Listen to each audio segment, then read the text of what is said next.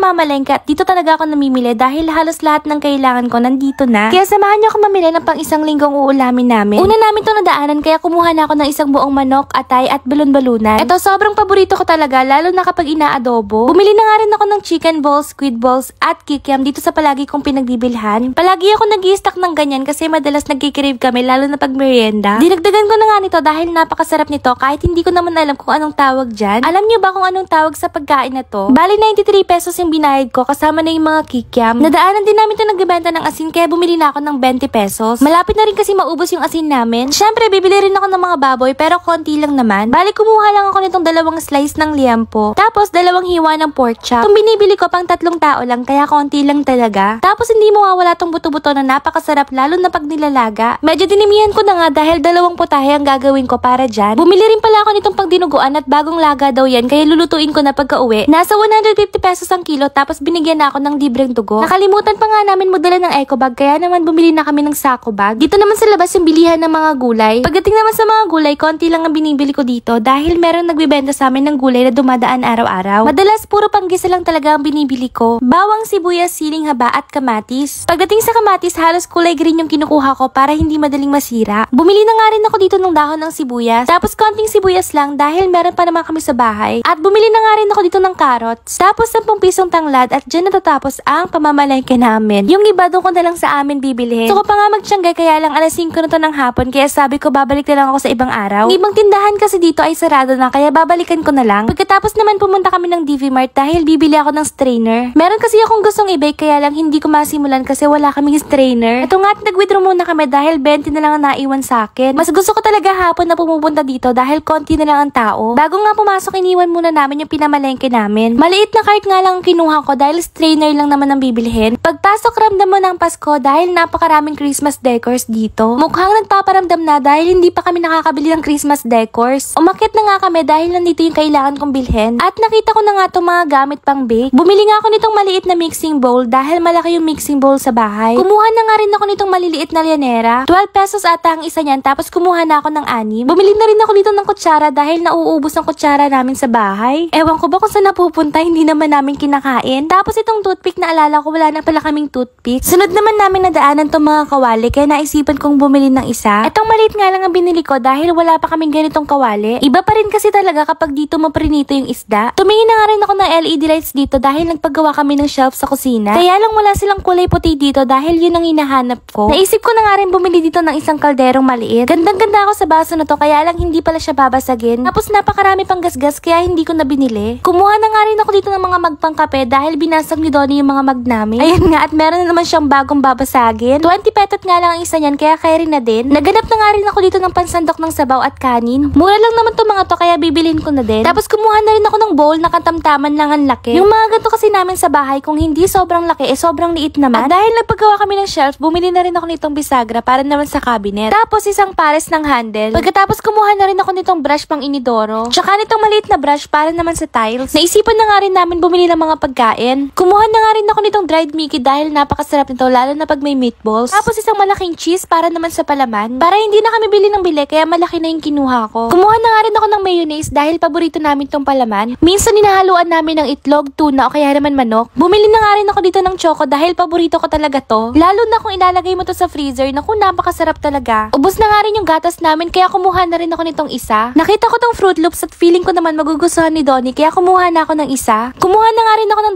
2 cream cheese dahil balak namin gumawa ng cheesecake. Kumuha na nga rin ako nitong mga na-slice na cheese dahil minsan nakakatamad talaga mag-slice. Tapos syempre ang Yakult wag kakalimutan. 2 na nga ang kinuha ko pero feeling ko ilang araw lang yan. Bumili na nga rin ako dito ng chicken nuggets na paborito namin. Siguro pag niluto ko to mapapasabi ako ng susubukan ko nga rin tong longganisa at tocino dahil mukhang masarap. Matagal ko na kasi itong nakikita sa DV Mart kaya try natin. At kumuha na nga rin pala ako dito ng isang ham para naman kay Donnie. Napakamahal na rin pala ng mga asukal ngayon kaya maliliit mo na ang kinuha ko. Bali white at brown sugar dahil meron akong paggagamitan nito. Nakita ko nga tong Chinese sausage kaya naisipan ko na rin bumili ng isa. Parang masarap kasi mag-yang chow fried rice. Pag nagsisopas naman ako mas gusto kong ginagamit itong shell na macaroni. Gi-stack na rin ako niyan. At syempre hindi mawawala ang tinapay. Ito yung paborito kong tinapay dahil mura lang tapos masarap pa. Kumuha na nga rin ako dito ng mga chichirya pero konti lang naman. Minsan kasi nag-crave talaga ako dito lalo na paggabi. Tapos sarado pa ang mga tindahan kaya wala kaming mabilihan. Lahat nga ng kinuha ko itong cheese ring ang ang pinaka-paborito ko. Kumuha na nga rin ako nitong tempura dahil napakasarap nito, lalo na kung may suka. Kumuha na nga rin ako nitong pineapple juice. Dalawa na nga ang kinuha ko dahil parang masarap tong may halong blueberry. Naubusan na nga rin kami ng mantika kaya bumili na ako ng isa. Susubukan ko nga rin tong fanchow dahil ang dami nagsasabing masarap daw to. Bumili na nga rin ako dito ng iodized salt at vetchin. Bago nga magbayad, kumuha na rin ako ng mga noodles. Kapag tinatamad ka talaga magluto, mapapa-noodles ka na lang. At ayan na nga at nagbayad na kami. At inabutan na nga kami ng gabi sa daan.